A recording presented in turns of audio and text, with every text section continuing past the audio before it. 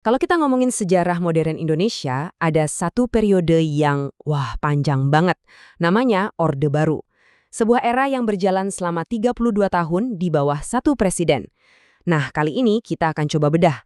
Gimana sih sebuah rejim bisa terbentuk dan bertahan selama itu? Oke, ini dia pertanyaan kuncinya. Gimana caranya seorang presiden bisa berkuasa lebih dari 3 dekade? Jawaban dari pertanyaan inilah yang akan jadi panduan kita sepanjang pembahasan kali ini.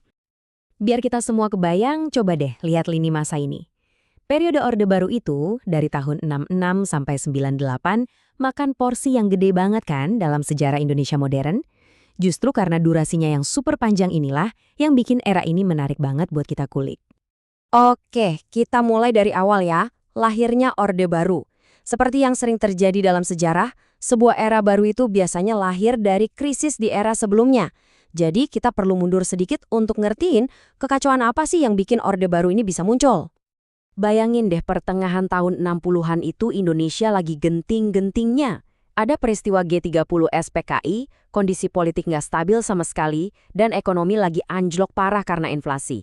Nah, kondisi yang serba kacau inilah yang jadi panggung buat pergeseran kekuasaan yang sangat drastis. Nah, ini dia momen kuncinya. Super Semar atau Surat Perintah 11 Maret. Dokumen inilah yang secara efektif memulai proses transisi kekuasaan. Secara resmi, tujuannya adalah untuk memulihkan keamanan dan ketertiban negara yang saat itu lagi carut-marut. Tapi, prosesnya ini nggak terjadi dalam semalam. Kalau kita lihat di sini, ini tuh proses bertahap selama 2 tahun. Dimulai dari dapat wewenang lewat Super Semar, terus diangkat jadi pejabat presiden, sampai akhirnya dilantik secara resmi. Ini adalah konsolidasi kekuasaan yang sangat sistematis.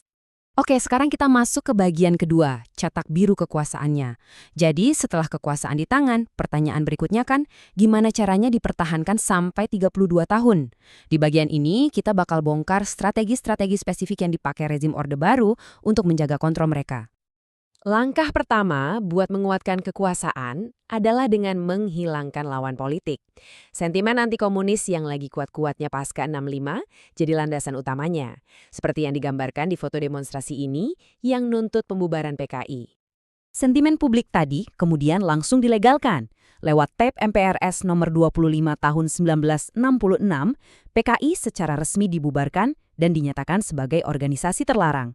Jadi poin pentingnya, landasan hukum ini secara efektif menyingkirkan salah satu kekuatan politik terbesar waktu itu dari panggung nasional. Dan gambar ini nunjukin strategi berikutnya dengan sangat jelas. Coba deh lihat perbandingannya. Di kiri surat suara pemilu 71, partainya banyak banget. Di kanan surat suara setelah tahun 73, pilihannya cuma 3. Ini adalah penyederhanaan panggung politik yang radikal banget. Kebijakan ini dikenal sebagai fusi partai. Jadi partai-partai yang berhaluan Islam dilebur jadi satu, yaitu PPP. Terus partai-partai nasionalis dan non-Islam lainnya digabung jadi PDI. Dan tentu saja ada Golkar sebagai kendaraan pemerintah.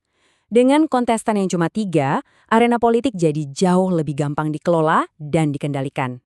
Pilar kontrol penting lainnya adalah konsep dui fungsi ABRI. Ini artinya, militer itu nggak cuma berfungsi sebagai kekuatan pertahanan, tapi juga punya peran aktif dalam urusan sosial dan politik. Hal ini yang melegalkan keterlibatan militer di hampir semua aspek pemerintahan, dari tingkat pusat sampai ke desa. Lanjut ke bagian ketiga, pembangunan dan sisi lainnya. Nah, dengan kontrol politik yang begitu kuat, rezim Orde Baru kemudian fokus pada pembangunan ekonomi. Ini adalah sisi yang sering kali dibanggakan. Tapi, seperti yang akan kita lihat, kemajuan ini datang dengan harga yang harus dibayar. Landasan kebijakan ekonomi Orde Baru itu adalah Repelita. Ini adalah serangkaian rencana pembangunan 5 tahunan yang sangat terstruktur, dimulai dari tahun 1969. Fokusnya jelas banget, membangun ekonomi dari dasar. Dan program ini memang menunjukkan hasil loh, pembangunan infrastruktur digalakan, industri mulai tumbuh, dan puncaknya, Indonesia berhasil mencapai swasembada pangan pada tahun 1984. Ini adalah pencapaian-pencapaian yang sering disebut sebagai bukti keberhasilan Orde Baru. Nah, pertanyaan ini membawa kita ke inti perdebatan tentang Orde Baru. Di balik stabilitas dan pertumbuhan ekonomi, ada sisi lain yang perlu kita periksa, yaitu sisi politiknya. Nah, disinilah letak harganya.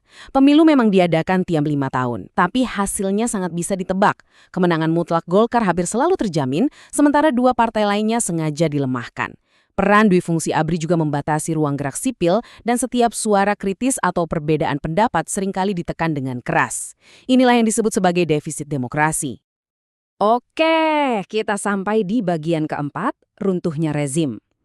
Tapi seperti semua struktur kekuasaan, tidak ada yang abadi. Setelah 32 tahun, rezim yang kelihatan begitu kokoh ini akhirnya mulai retak. Mari kita lihat bagaimana akhir dari sebuah era ini terjadi.